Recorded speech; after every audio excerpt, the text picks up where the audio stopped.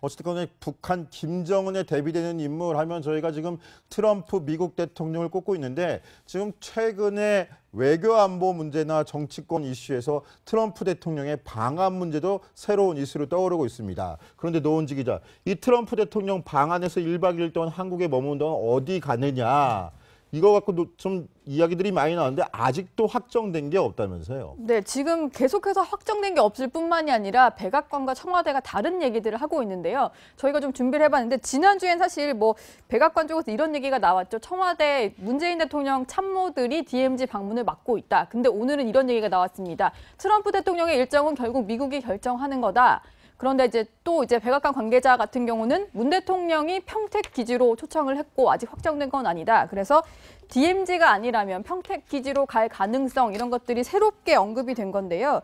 일단은 계속해서 일정이 좀 확정이 되지 않고 있는데 사실 1박 2일 딱 이틀 머뭅니다. 그리고 이제 확정이 안 된 일정은 8일 오후 일정뿐이거든요. 근데 안보 문제, 그러니까 경호 문제 때문에 좀 이렇게 확정을 하지 않고 꺼리는 것인지 그 얘기가 조금 궁금하긴 한데 저희가 일단 또 백악관 관계자 얘기를 또 이제 좀 정리를 해봤는데 DMZ를 찾지 않을 거다 이런 얘기들이 나오는데 사실은 여기에서 안전이 고려사항은 아니다 이런 얘기를 하더라고요. 만약에 안 간다고 해도 안전 문제라기보다는 DMZ와 평택 기지를 둘 다 갈 수 있을 정도의 시간이 안 되기 때문에 둘 중에 한 곳을 선택해야 된다. 그런데 청와대 쪽에서는 아무래도 미군 기지 쪽 얘기를 하고 있는 것 같아서 그런 식의 얘기들이 좀 흘러나오는 게 아닌가 이런 얘기들이 돌고 있는 상황입니다. 자, 아무래도 우리 정부는 평택 주한 미군 기지, 이게 아시아에서 제일 큰 미군 기지라는데 여기를 트럼프 대통령이 방문하는 게 한미 동맹의 상징성이 갖고 있다 이런 입장인 것 같고요. 또 역대 대통령들이 미국 대통령이 방한했을 당시에 거의 대부분이 DMZ를 방문하면서 굳건한 안보 의지를 다졌던 측면도 있어서 거기에 대한 관심도 많은데요.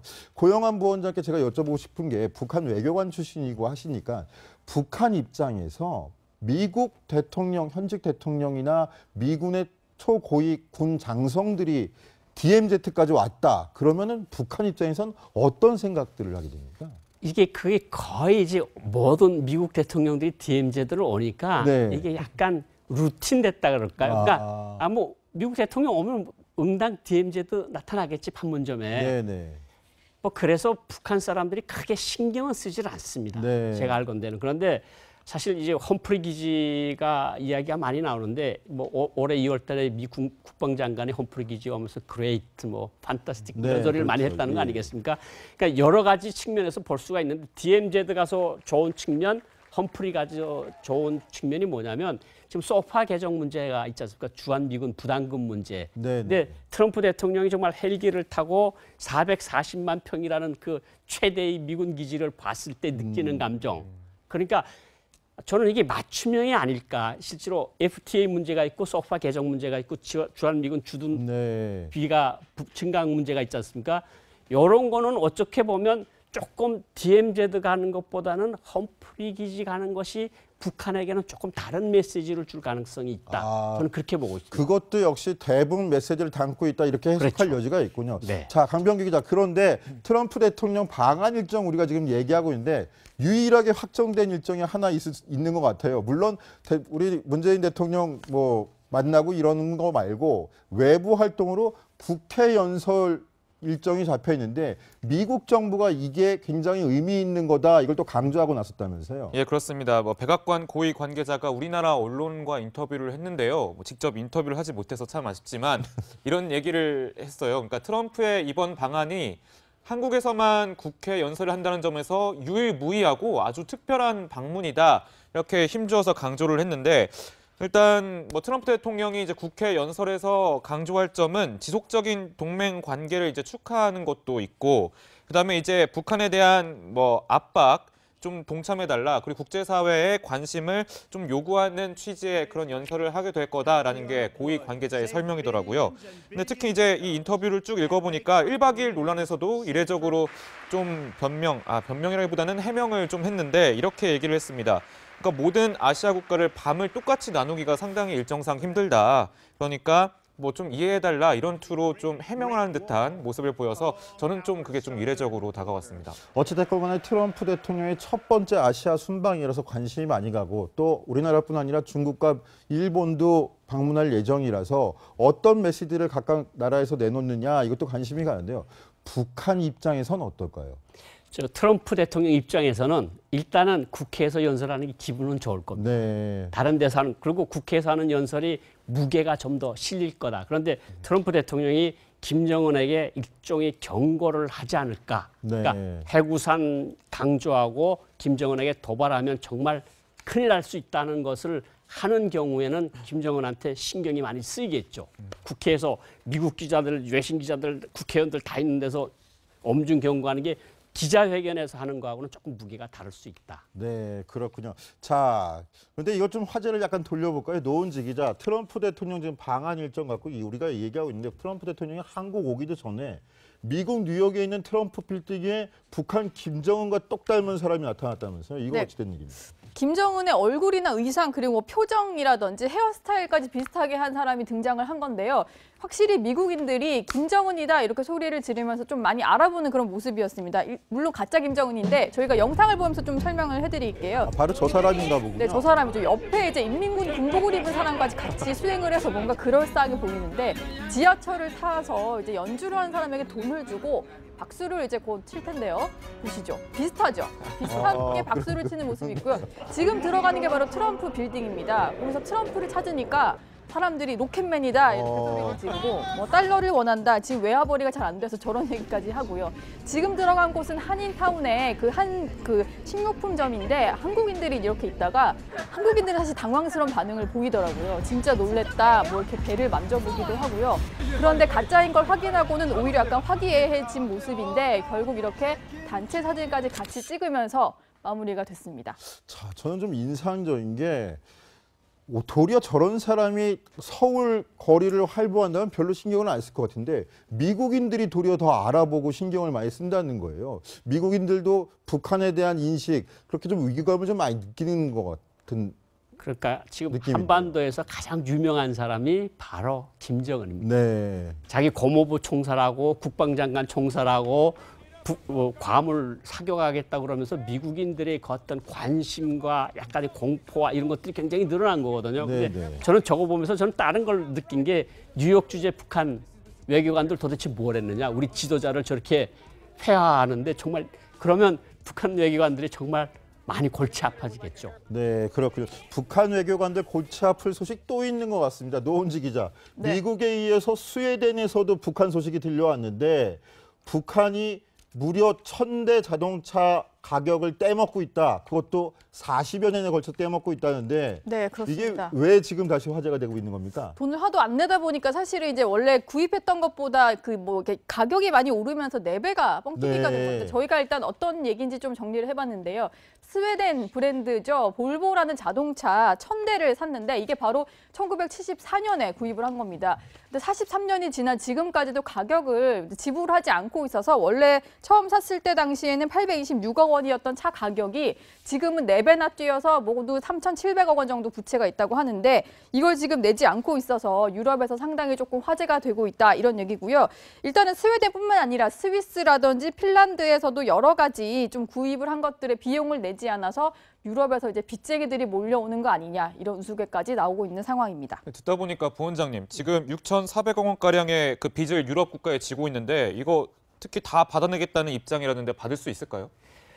북한한테 받기가 어려울 겁니다. 저 볼보차가 74년도 들어가서 차관급들에게 줘서 우리 부친께서도 저 차를 타고 다녔는데 그렇군요.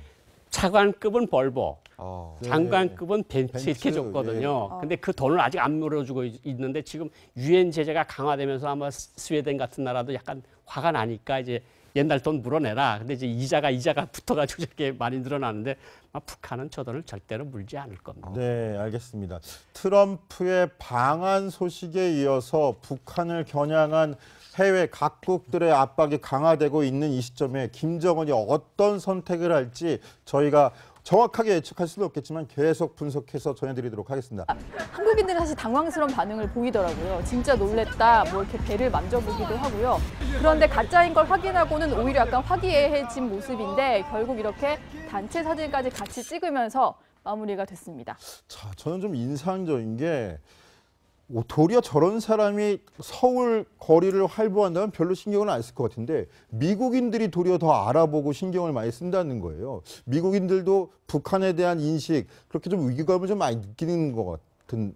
그러니까 지금 느낌인데요. 한반도에서 가장 유명한 사람이 바로 김정은입니다. 네. 자기 고모부 총살하고 국방장관 총살하고 괌을 사격하겠다고 그러면서 미국인들의 그 어떤 관심과 약간의 공포와 이런 것들이 굉장히 늘어난 거거든요. 네, 근데 네. 저는 저거 보면서 저는 다른 걸 느낀 게 뉴욕 주재 북한 외교관들 도대체 뭘 했느냐. 우리 지도자를 저렇게 회화하는데 정말 그러면 북한 외교관들이 정말 많이 골치 아파지겠죠. 네, 그렇군요. 북한 외교관들 골치 아플 소식 또 있는 것 같습니다. 노은지 기자. 네. 미국에 이어서 스웨덴에서도 북한 소식이 들려왔는데 북한이 무려 1000대 자동차 가격을 떼먹고 있다. 그것도 40여 년에 걸쳐 떼먹고 있다는데 네, 이게 그렇습니다. 왜 지금 다시 화제가 되고 있는 겁니까? 돈을 하도 안 내다 보니까 사실은 이제 원래 구입했던 것보다 그 뭐 가격이 많이 오르면서 4배가 뻥튀기가 네. 된 건데 저희가 일단 어떤 얘기인지 좀 정리를 해봤는데요.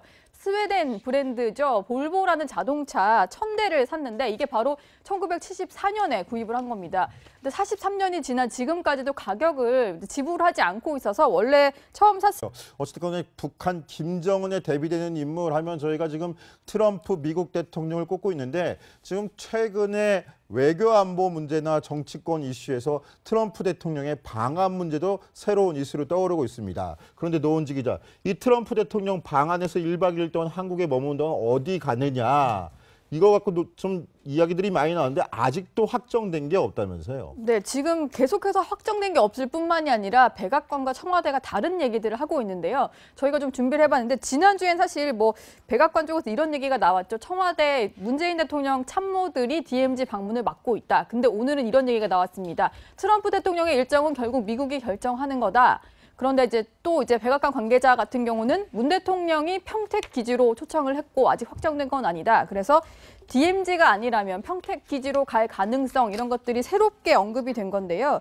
일단은 계속해서 일정이 좀 확정이 되지 않고 있는데 사실 1박 2일 딱 이틀 머뭅니다. 그리고 이제 확정이 안 된 일정은 8일 오후 일정뿐이거든요. 근데 안보 문제, 그러니까 경호 문제 때문에 좀 이렇게 확정을 하지 않고 꺼리는 것인지 그 얘기가 조금 궁금하긴 한데 저희가 일단 또 백악관 관계자 얘기를 또 이제 좀 정리를 해봤는데 DMZ를 찾지 않을 거다 이런 얘기들이 나오는데 사실은 여기에서 안전이 고려사항은 아니다 이런 얘기를 하더라고요. 만약에 안 간다고 해도 안전 문제라기보다는 DMZ와 평택 기지를 둘 다 갈 수 있을 정도의 시간이 안 되기 때문에 둘 중에 한 곳을 선택해야 된다. 그런데 청와대 쪽에서는 아무래도 미군 기지 쪽 얘기를 하고 있는 것 같아서 그런 식의 얘기들이 좀 흘러나오는 게 아닌가 이런 얘기들이. 어떤 메시지를 각각 나라에서 내놓느냐 이것도 관심이 가는데요.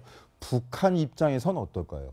저 트럼프 대통령 입장에서는 일단은 국회에서 연설하는 게 기분은 좋을 겁니다. 네. 다른 데서 하는, 그리고 국회에서 하는 연설이 무게가 좀 더 실릴 거다. 그런데 트럼프 대통령이 김정은에게 일종의 경고를 하지 않을까. 네. 그러니까 해구산 강조하고 김정은에게 도발하면 정말 큰일 날 수 있다는 것을 하는 경우에는 김정은한테 신경이 많이 쓰이겠죠.